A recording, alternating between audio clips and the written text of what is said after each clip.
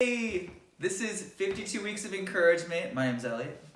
And I'm Sarah Austin. And every week this year, we're just going to do a little encouraging video.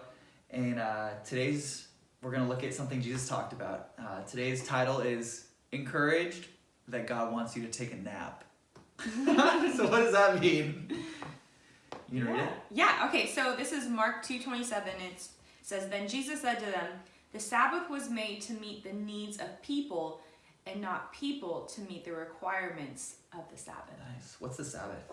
The Sabbath is a seventh day of the week that God, going back to the creation account, God created the whole world in 6 days, and then it says on the seventh day he rested. And so what's interesting to me is it's actually listed in the Ten Commandments, which we regard as truth that regardless of time and space, as believers of Jesus, the Ten Commandments they stand. Don't murder. Yeah, you should have no other gods before me. Honor your father and mother. Don't commit adultery. Yeah, don't commit adultery. And then sandwiched honor in the all Sabbath. that is the Sabbath. Honor the Sabbath and keep it holy. And so what's so interesting to me is, if somebody that I know were to, commit a murder or decided that to serve another God, I think as a community, we would definitely feel inclined to talk to that person and say, hey, we need to bring some truth into this. Yeah.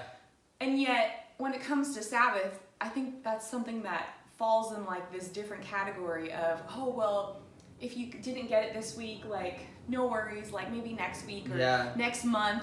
In our culture, we kind of downplay the Sabbath. Yeah. And especially in our culture, man, we're workers. We like to work 24/7.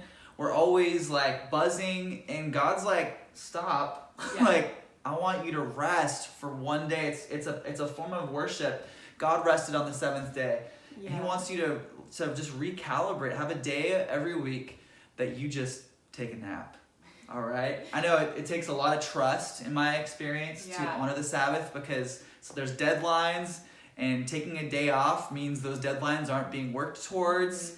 But taking that rest, I go to the Lord and I'm like, God, I trust you with the rest of my week. I trust you with my deadlines. Today, all I'm going to do is take a nap. And I love that Jesus says, you talk about how Jesus frames the Sabbath day. Yeah, well, he says the Sabbath was made to meet the needs of people, not people to meet the requirements of the Sabbath. Yeah. So it was made to meet a need, meaning it's a gift. It's an expression of generosity. Mm-hmm. And I think it's so easy in our humanity to get caught up and to actually refuse to receive the gift. Yeah. And that is really tragic, actually, because now we're missing out on this part of God's goodness and his graciousness and his generosity.